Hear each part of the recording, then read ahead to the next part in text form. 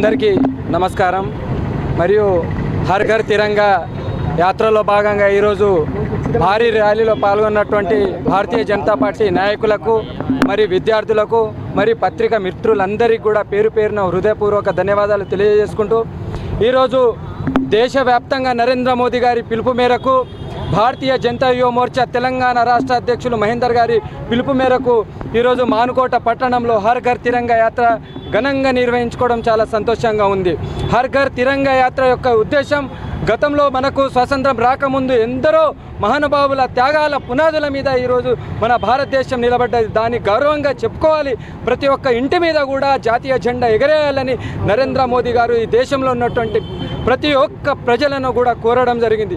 నరేంద్ర మోదీ గారి పిలుపు మేరకు ఈ దేశంలో ఈ ప్రపంచ దేశాలు కూడా మన ఇండియా వైపు భారతదేశం వైపు చూడాలి, మన ఐక్యతను చాటి చెప్పాలని నరేంద్ర మోదీ యొక్క దృఢ సంకల్పం ఇది.